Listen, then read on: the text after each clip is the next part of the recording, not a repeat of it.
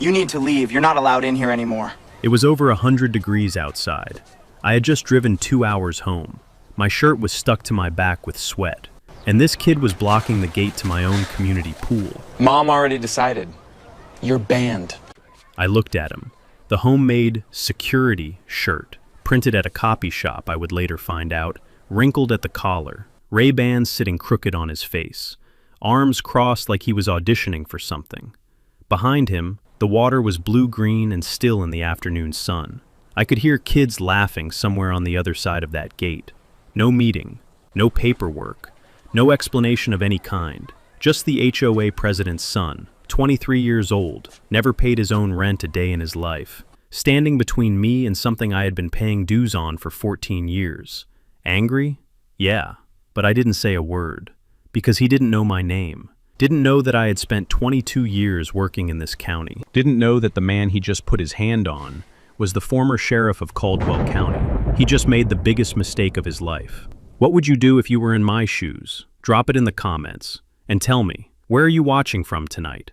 Let me back up and give you the full picture, because you need to understand what Sycamore Ridge was before it became a war zone. Sycamore Ridge is a 64-home planned community in a mid-sized county in North Carolina. The kind of place where the houses are brick-fronted, the lawns are edged like someone uses a ruler, and the HOA has existed since 1987. Every summer evening from May through September, you could smell someone's charcoal grill drifting through the whole neighborhood. You could hear a porch swing creaking 3 houses down, the kind of place you move to when you want to put down real roots. I moved in 14 years ago. My name is Garrett Winslow. 22 years in law enforcement, the last 6 as the elected sheriff of Caldwell County. I bought my house the old-fashioned way. Worked, saved, kept my hands off my retirement account until I had to. The community pool is part of what sold my wife, Darlene, on the place. She grew up in Phoenix. She takes pools seriously. For over a decade, Sycamore Ridge was genuinely good. The HOA threw cookouts every July. We ran a neighborhood watch I helped set up. Fence line disputes got settled with handshakes. The board was made up of reasonable people who understood that running an HOA doesn't mean running a fiefdom. Then Merrill Calloway ran for HOA president.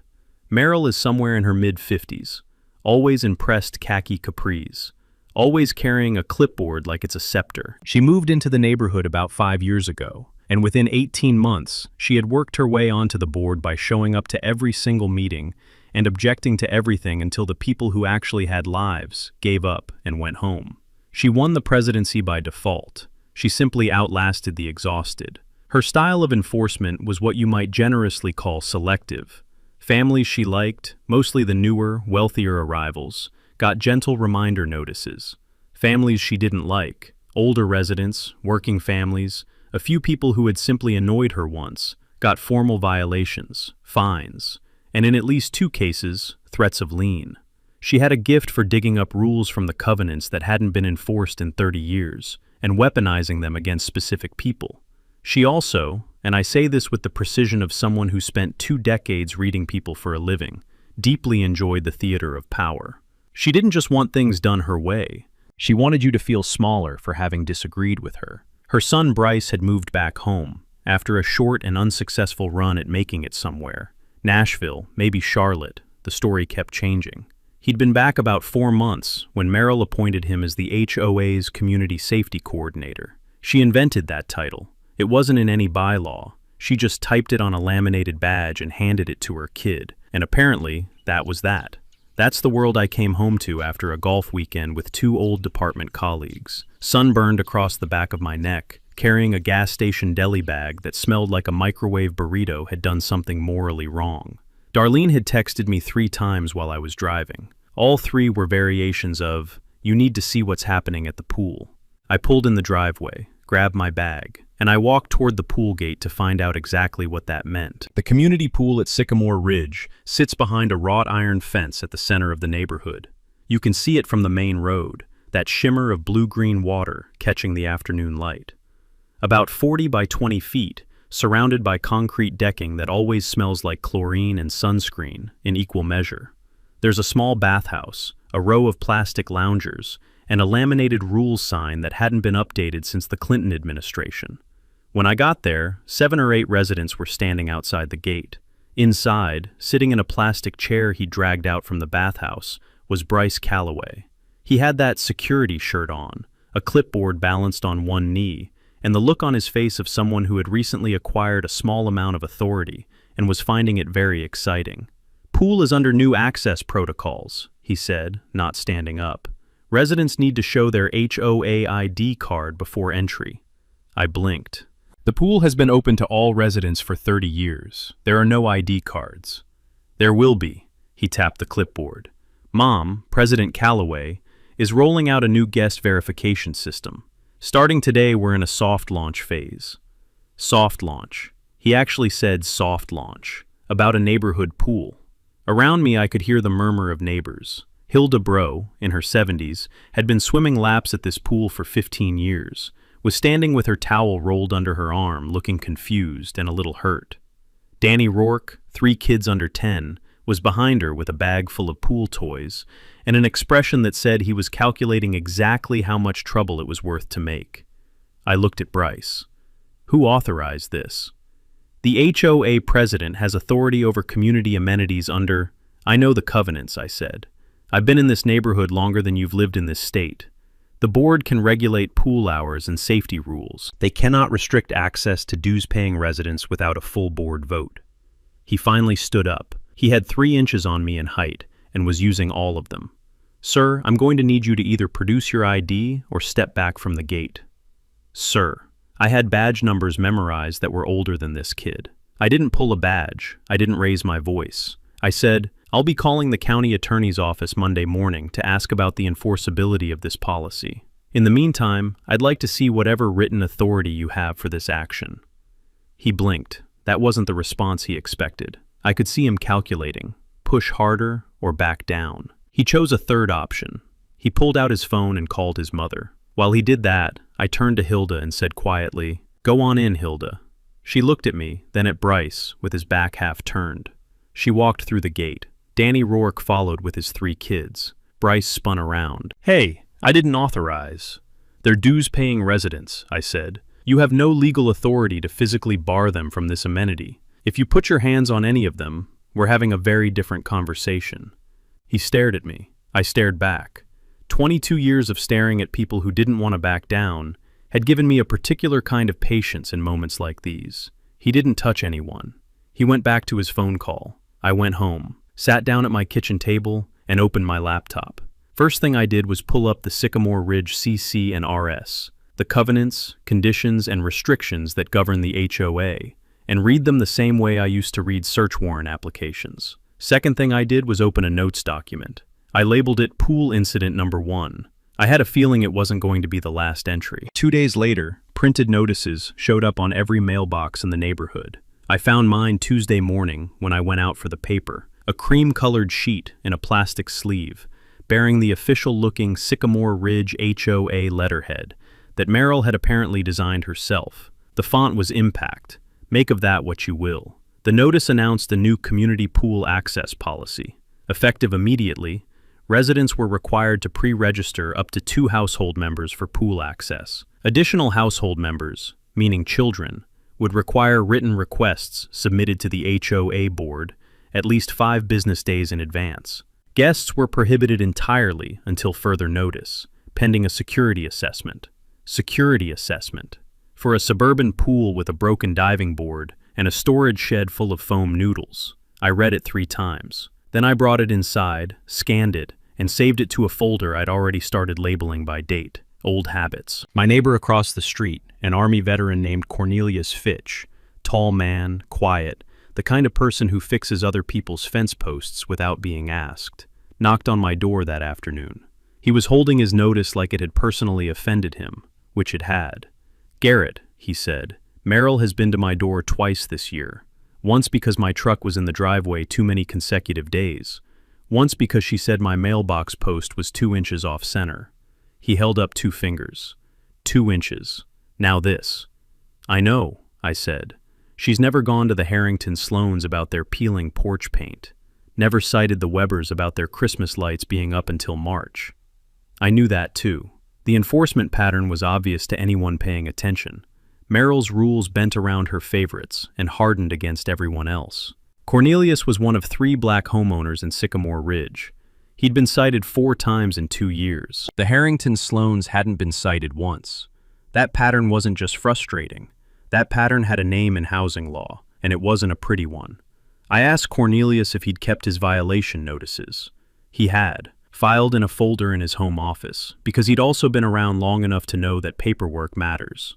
I asked if the other cited residents might be willing to talk. He said he'd make some calls.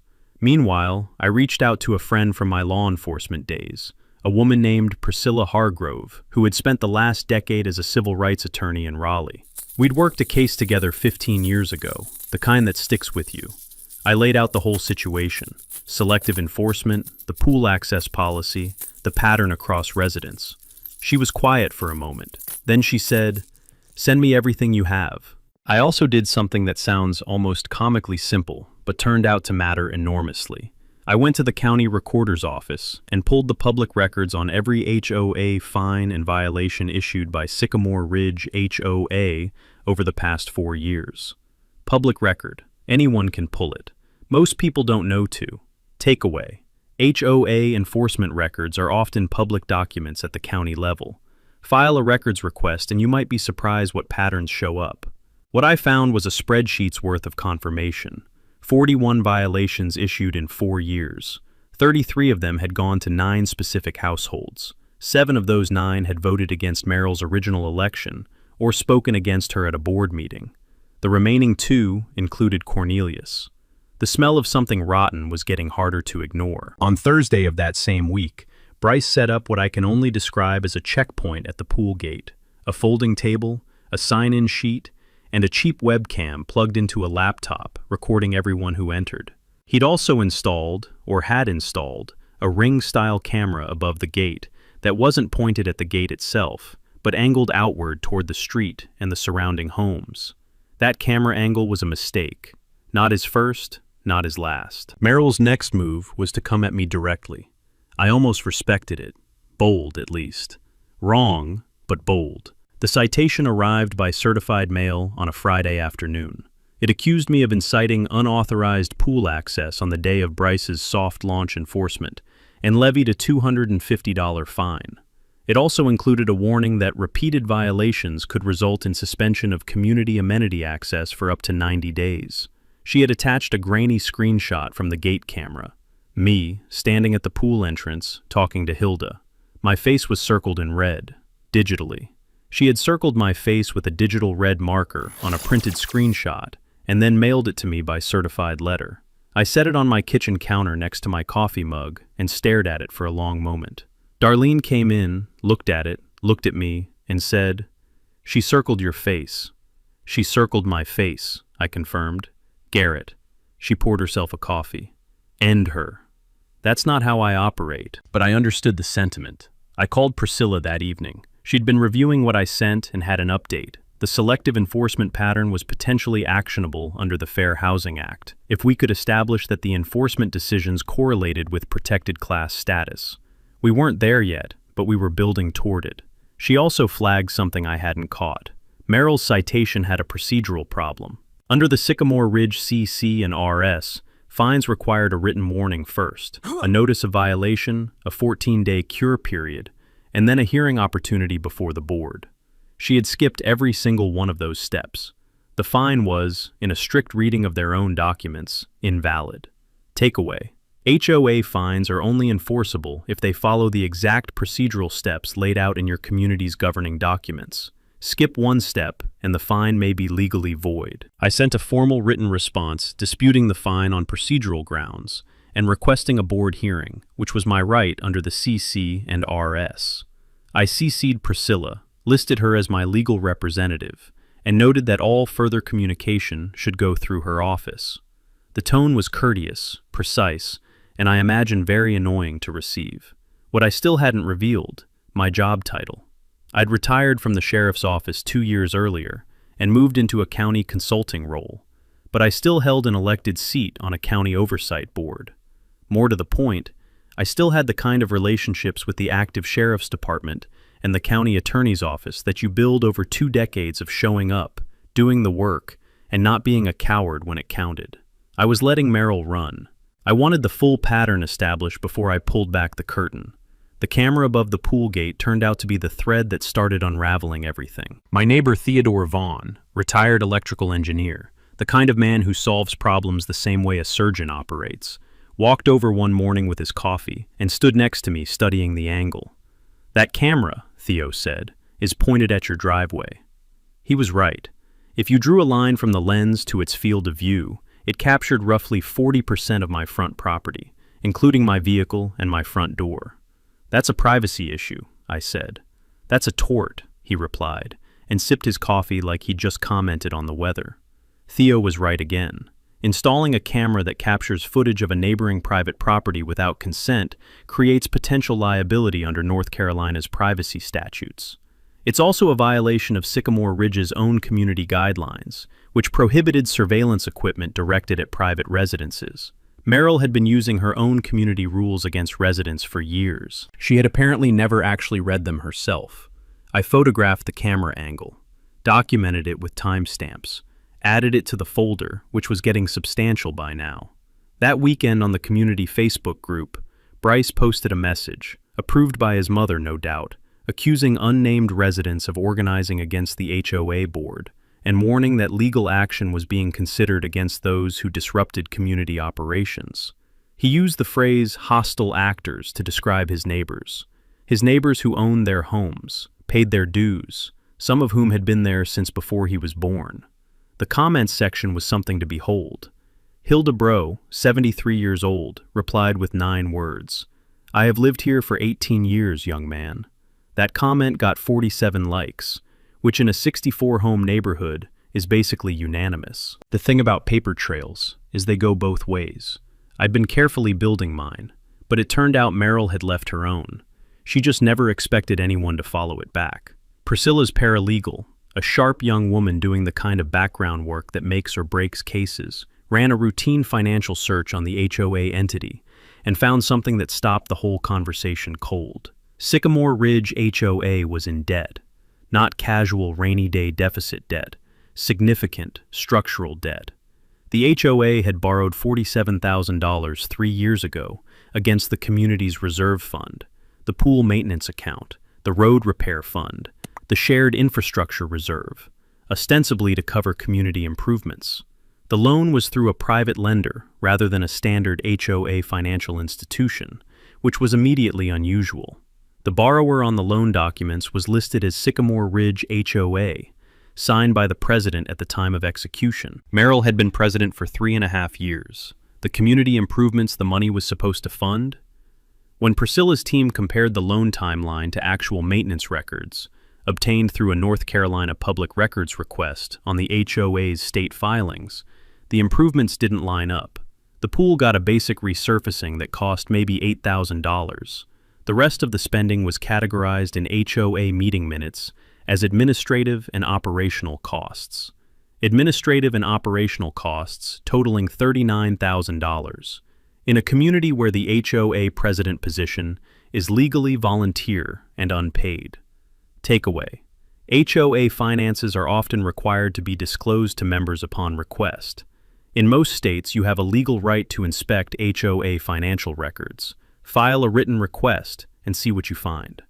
I want to be careful here. At this point, we had anomalies and unanswered questions, not proven wrongdoing. Priscilla was very clear about that. But we had enough to justify demanding a full financial audit at the next board meeting, which under the CC and Rs was also something any group of 10 or more residents could formally request by signed petition. Cornelius organized that petition in 3 days. He went door to door, didn't tell people why, just said he had reason to believe the HOA's finances deserved a closer look, and that he had legal support behind the request. He got signatures from 31 households, nearly half the community, in 72 hours. That's what happens when a neighborhood has been quietly simmering for years, and someone finally gives them a legal, procedural outlet. When Meryl received the petition, hand-delivered to her front door by Cornelius, with the quiet dignity of a man who had been waiting a long time for this moment, her response was to call an emergency board meeting for the following Saturday, and post a message on the community Facebook group calling the petition an organized attack by outside agitators. Outside agitators. These were her neighbors. They had watched her kid grow up. I wasn't showing my full hand yet, but the cards were arranged, the table was set, and I had a Monday morning appointment with someone who had the authority to make Meryl's entire weekend very complicated. Let me tell you how you dismantle a petty empire. You don't blow it up. You let it collapse under its own weight. But you make sure the right people are watching when it falls. The Monday appointment was with Harlan Pruitt, the county attorney, who had been my county attorney for 6 of my years as sheriff, and who had a very clear sense of both the law and which battles were actually worth fighting. I sat across from him in his office, that particular government building smell of old carpet and recycled air, and laid out the whole situation. The selective enforcement, the privacy camera, the procedurally void fine, the financial anomalies in the HOA accounts, and the fact that Bryce Calloway, acting under his mother's authority, had physically attempted to bar dues-paying residents from a community amenity. Harlan listened without interrupting. When I finished, he picked up his pen and tapped it twice on his desk. "You retired," he said. "You didn't stop being you." "No," I said. "I didn't." He agreed to have a deputy county attorney attend Saturday's board meeting in an official observer capacity. That was piece 1. Not intervention, just presence. The kind of presence that makes people very careful about what they say under their own governing documents. Piece 2 was Priscilla, who had by now formalized her involvement.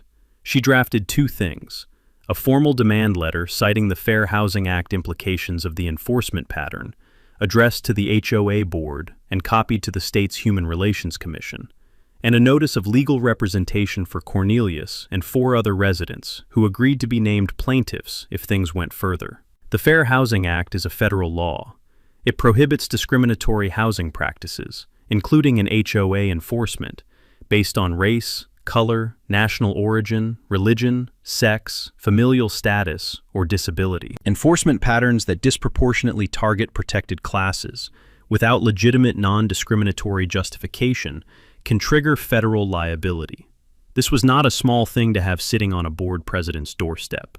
Takeaway: if your HOA's enforcement pattern seems to target residents based on protected characteristics, the Fair Housing Act is a legitimate legal avenue. Federal protections apply to HOA communities. Piece 3 was the financial audit demand. Priscilla's team had identified a North Carolina statute, GS 47F-3-118, for anyone who wants to look it up, that gives HOA members the right to inspect the association's financial records. The petition's 31 signatures triggered a mandatory response from the board. If they refused to provide the records, that refusal itself became a legal problem.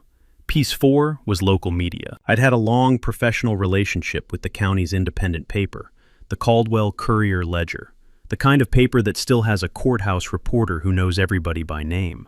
I made a quiet call. Not a tip, not a formal complaint, just a heads up that Saturday's board meeting might be worth covering. The reporter, a weathered woman named Odalis, who had covered local government for 23 years, knew a story when she smelled one. She said she'd send someone. Piece 5 was the most personally satisfying. Theo Vaughn had spent a week documenting the surveillance camera's field of view, measuring angles, photographing timestamps to prove it had been continuously capturing footage of my front property. He compiled it into a 12-page PDF with photographs and annotations that looked, and I mean this sincerely, like a federal evidence exhibit. Retired engineers are terrifying people to have on your side. Meanwhile, Bryce had been escalating in ways that were making everything easier. He'd started patrolling the neighborhood, walking the streets with his clipboard and phone camera at various hours, photographing residents' properties and vehicles. He left a note on Danny Rourke's mailbox claiming Danny's car violated new street rules. There were no new street rules. He confronted Hilda about the color of her garden hose. The garden hose was green. It had been green for 15 years. No rule addressed hose color. Every one of these encounters was being documented by residents themselves, who under Cornelius's quiet coordination had started keeping individual logs of their interactions with Bryce and Meryl. 22 separate residents, 22 logs. Saturday was 4 days away, and I had one card left I hadn't played. The one I'd been holding since this started, waiting for exactly the right moment. Nobody at the HOA knew I was the former sheriff of this county. My name wasn't on any badge or sign in the neighborhood. The consulting work I did was county level, not the kind of thing that made local news. To Merrill and Bryce, I had been just a neighbor who asked inconvenient questions. It was time to stop being just a neighbor. Merrill did not take the petition quietly. In the days before Saturday's meeting, she conducted what I can only describe as a smear operation, which would have been more effective if she were smarter about it. First, she went door to door herself, clipboard in hand, full pressed khaki capri energy, visiting households that had signed the petition and explaining that they'd been misled by misinformation, and that the petition was the work of a small group with a personal vendetta against the board. She asked them to withdraw their signatures. Several residents told me afterward that she had implied, without stating it directly, that signing could affect their relationship with the HOA going forward. That kind of implication has a legal definition. It's called coercion. Second, she posted a wall of text message on the community Facebook group. No paragraph breaks, pure grievance, accusing Cornelius Fitch by name of organizing illegal activity against the HOA. She didn't specify what the illegal activity was because there wasn't any, but she used the phrase twice. She also referred to outside legal interference being directed at the community's duly elected leadership. Priscilla, hearing this over the phone, made a sound I can only describe as quiet professional delight. Defaming a private citizen by name on a public forum while holding a position of authority over community resources. Add it to the folder. Third, and this is where it got genuinely ugly, Bryce showed up at Cornelius's door on a Thursday evening. I know exactly what happened because Cornelius told me immediately afterward, and because Cornelius has a doorbell camera that recorded the entire conversation. Bryce stood on Cornelius's front porch and told him, in so many words, that the HOA board was considering escalating enforcement action on several outstanding violations on his property. Violations that, as far as Cornelius knew, did not exist, and that it might be in everyone's interest if he stepped back from the petition business. He used the phrase, "things could get difficult." Things could get difficult, said by the son of the HOA president, on a doorbell camera, to a man whose case was already in the hands of a civil rights attorney. I want to be fair to the universe here. Sometimes people just hand you the rope. Cornelius thanked Bryce politely, closed the door, and immediately texted me. Got it on camera. I texted back. Forward it to Priscilla. That footage, clear, time-stamped, audio intact, was the kind of evidence that changes the scope of a legal matter from procedural dispute to potentially criminal. Intimidating a resident to withdraw from a legitimate legal proceeding has a name: witness tampering. It also has teeth. Merrill, sensing that things were starting to slip, made one more move. She called an emergency executive session, a closed-door meeting with just herself and the 2 board members she'd effectively appointed, and passed a resolution making the pool access policy permanent. She also quietly removed the financial records from the HOA's shared digital folder and changed the password. Removing financial records when a legal records request has already been filed, even an informal one, even before formal legal action, falls into a category attorneys call spoliation. It's a serious problem. It was, to use a technical term, a very stupid thing to do. I spent Friday evening on the phone with Priscilla. Saturday was 12 hours away. The county attorney's observer had confirmed. The Courier-Ledger had confirmed.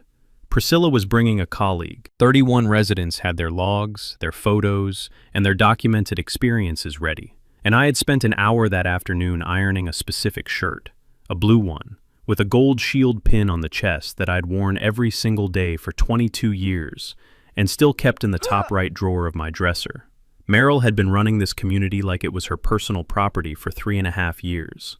Tomorrow, she was going to find out who she'd been running it against. Saturday morning arrived with the particular clarity of a late summer Carolina day. The sky, that specific shade of blue you only get when the humidity has finally relented for 12 hours. The air carrying the faint smell of cut grass, and someone 2 streets over running a leaf blower. Darlene made coffee. I drank mine standing at the kitchen counter, already in the blue shirt, going over my notes one more time. The board meeting was set for 10 o'clock at the Sycamore Ridge Community Room, a beige rectangle attached to the pool building, Capacity maybe 50 people at a squeeze. Cornelius had quietly passed word that residents should attend.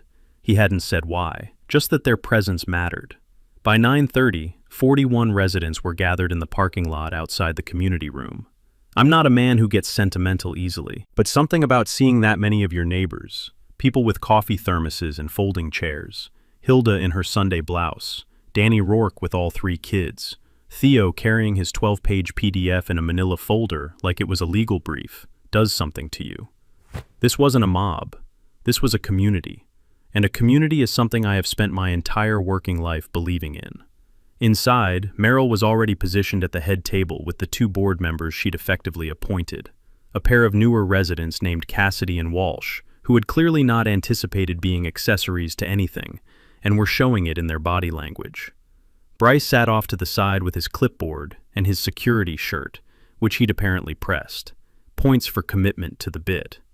The county attorney's observer, a composed young woman named Bethany from Harlan's office, was already in the back row with a legal pad. The Courier-Ledger had sent not just a reporter, but a photographer.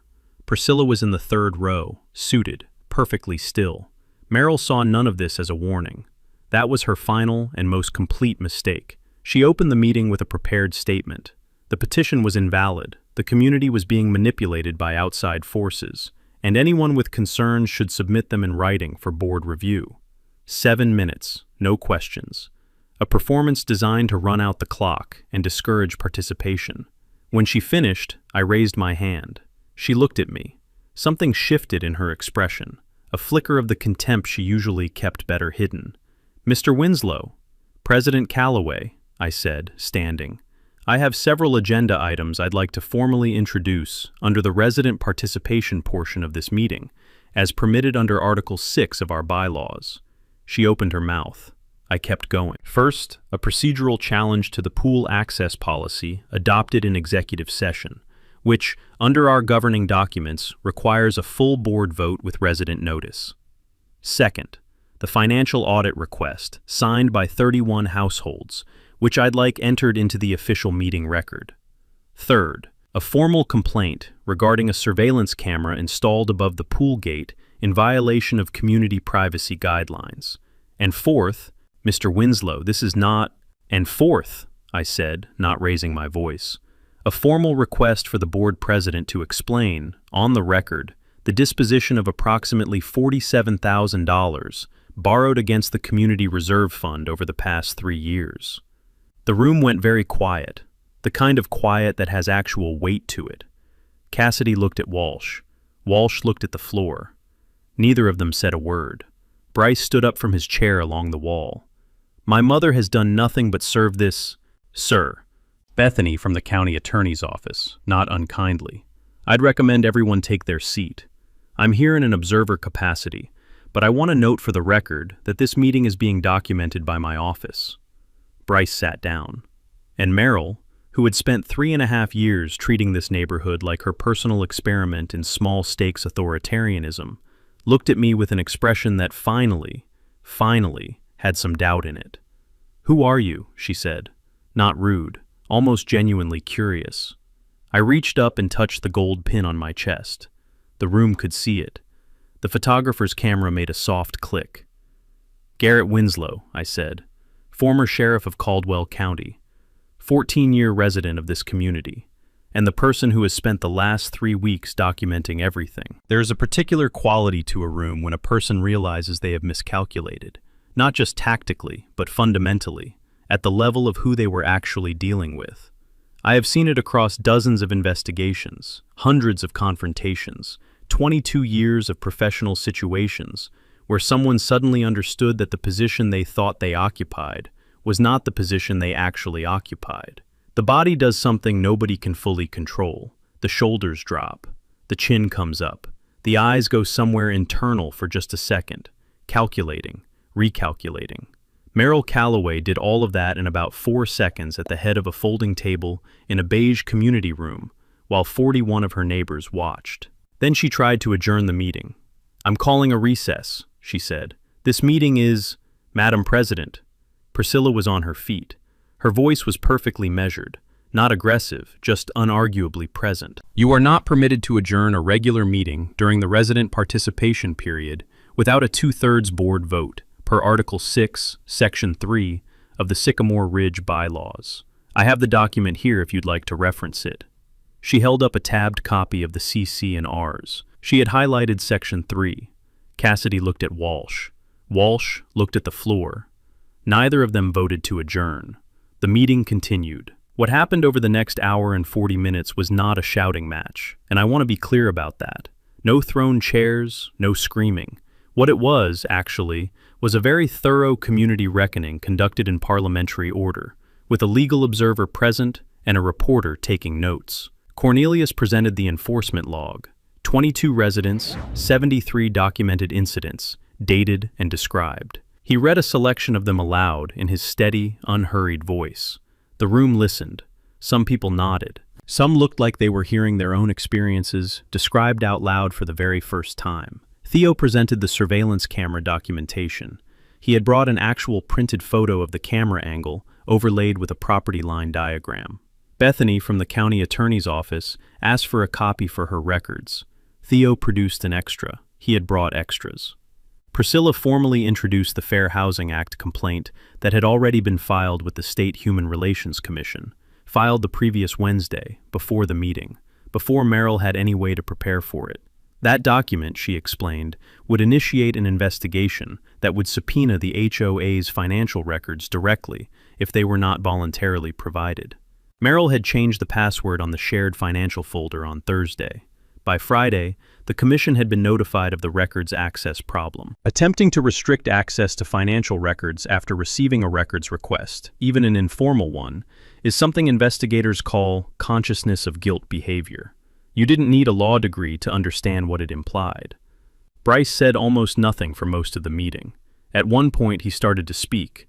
I think he was going to say something about community safety, and Merrill put her hand on his arm and he stopped. Even she understood by then that there was nothing useful he could add. The mic drop moment, such as it was, came quietly. The Courier-Ledger photographer had been working the room throughout the meeting.